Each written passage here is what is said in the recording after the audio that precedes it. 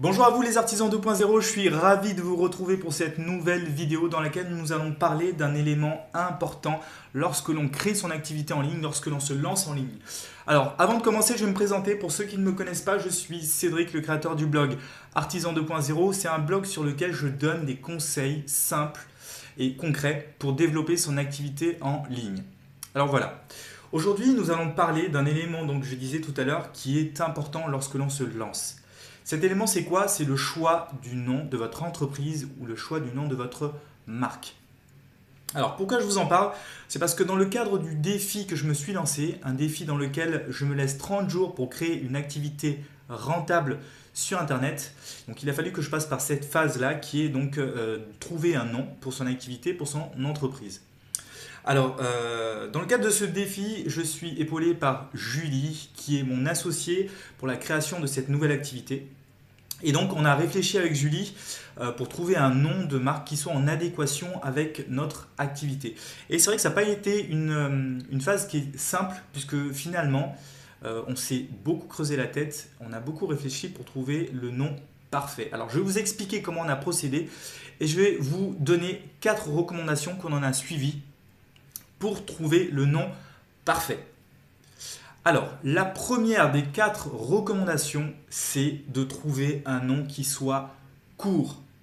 Pourquoi? Parce qu'aujourd'hui, toutes les marques, en fait, les marques les plus connues, ont des noms qui sont relativement courts. Pourquoi également il faut trouver un nom court? Tout simplement parce que j'ai été assez curieux, je suis allé voir quelques statistiques concernant l'enregistrement de marques, notamment en 2017, donc l'année dernière. Et il se trouve qu'il y a en moyenne 90 000 marques qui ont été lancées en 2017. Et donc sur ces 90 000 marques lancées, environ 10% représentent des marques, sont des marques qui sont liées à la mode. Donc voilà. Donc ce qui veut dire en fait que environ 9 000 marques sont lancées chaque année dans le secteur de la mode. Et donc toutes ces marques, en fait, le point commun qu'elles ont, c'est qu'elles veulent toutes être connues le plus rapidement possible pour développer leur chiffre d'affaires, bien entendu. Alors ce qu'il y a pour être connu rapidement, il faut avoir un nom qui soit facilement mémorisable. Alors pour être facilement mémorisable, la technique que tout le monde utilise, c'est d'avoir un nom qui soit simple et court. C'est pour ça que toutes les grandes marques finalement ont des noms qui sont très très très courts. Si on prend l'exemple de Ikea, l'exemple de Nike, Reebok, Adidas, Asics, voilà. J'ai cité que des marques de sport, mais voilà, pour toutes ces marques-là, leur point commun, c'est qu'elles ont des noms courts qui sont facilement mémorisables. Donc ça, c'est un premier point. Le deuxième point qu'on a pris en compte pour trouver un nom de marque parfait, c'était qu'il soit facilement prononciable.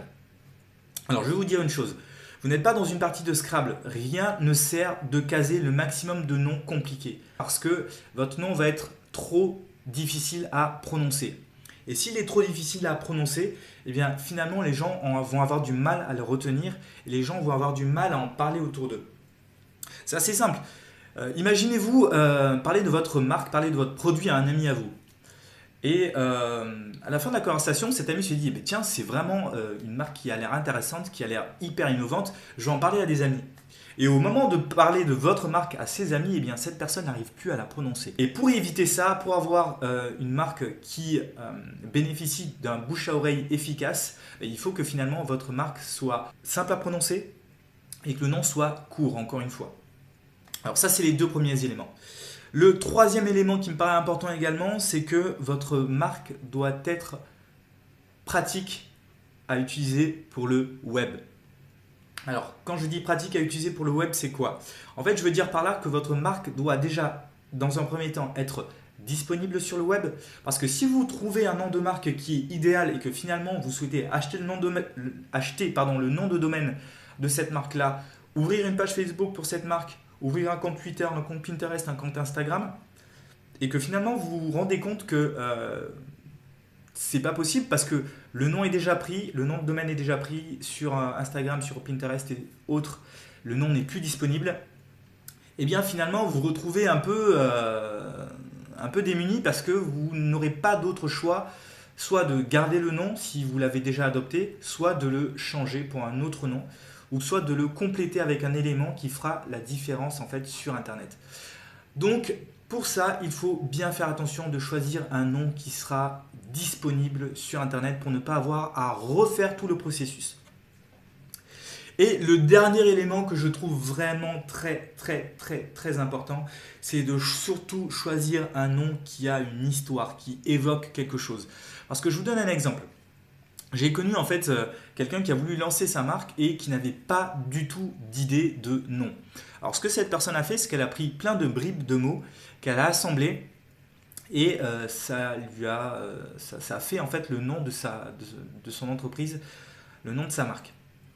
Ce qu'il y a en fait dans ce type de choses, c'est que si un jour vous êtes invité sur un plateau télé ou vous êtes invité à la radio pour parler de votre marque et qu'on vous demande oui mais comment tu as trouvé en fait finalement ce nom de marque et que vous vous dites oui mais moi j'ai associé juste en fait divers mots pour essayer de trouver un nom qui paraissait sympathique. Sauf que là voilà, là vous brisez un rêve. Vous brisez un rêve parce que quand les gens aiment votre marque, ils se disent toujours qu'il y a une histoire derrière votre marque. Donc il y a une histoire derrière votre nom de marque. Et il faut que vous ayez quelque chose à raconter par rapport au nom que vous avez choisi.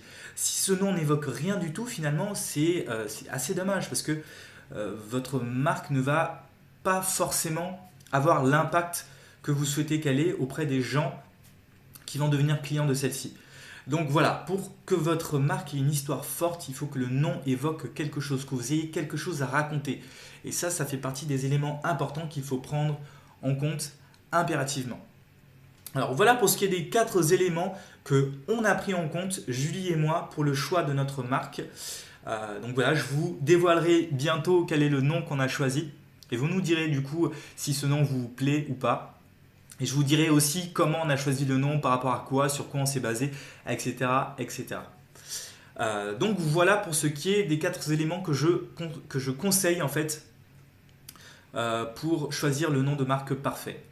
Maintenant on va parler de 3 autres éléments qui sont des outils qui peuvent vous aider dans le choix de votre marque. Alors c'est des outils que j'ai utilisés, qu'on a utilisés avec Julie et on va en parler maintenant. Alors le premier outil c'est Namae Concept. En fait c'est une entreprise française qui a créé cet outil, c'est un outil qui vous permet de trouver facilement un nom de marque. Donc voilà, vous mettez en fait plusieurs noms qui se rapportent un peu à ce que vous voulez comme image pour votre entreprise et l'outil se charge de créer un nom en fait de toute pièce et vous le propose. Donc voilà. Donc ce qui est bien en plus c'est que c'est une entreprise française, donc voilà, vous pourrez aller voir.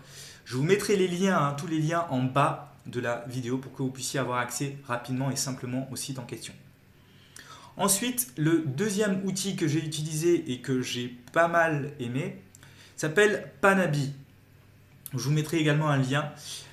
Cet outil en fait vous permet également de trouver un nom facilement. Alors c'est un outil pour le coup qui est plutôt utilisable en anglais parce que les noms que vous mettez doivent être en anglais finalement parce que l'outil est anglais. Donc voilà. Et le troisième et dernier outil que j'utilise, que j'ai utilisé, c'est Namecheck. Alors Namecheck, je vous le recommande vraiment. Lorsque vous créez une nouvelle marque, c'est un outil qui va vous permettre de savoir en un seul clic si le nom que vous avez choisi est disponible en nom de domaine, s'il est disponible sur les réseaux sociaux, c'est-à-dire sur Facebook, si vous voulez créer une page par exemple, si le nom de la page est disponible, sur Instagram, sur Pinterest, sur Tumblr, sur Twitter, voilà, sur vraiment tous les réseaux sociaux, il fait une recherche rapide et il vous dit si le nom que vous avez choisi est utilisable ou pas, tout simplement. Donc voilà, 3 outils que je vous conseille d'utiliser qui sont vraiment pratiques et qui vous permettront de gagner beaucoup de temps, notamment concernant Namecheck, puisqu'il vous fait toute la liste des pages qui sont disponibles par rapport au nom que vous avez choisi.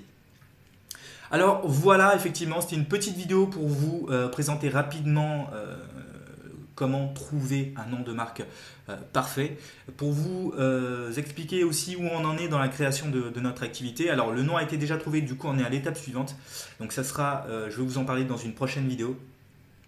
Et voilà, c'était un nouveau format, un format assez rapide aussi, puisque je filme avec mon téléphone portable. Vous me direz si la qualité est bonne et si le son également est bon.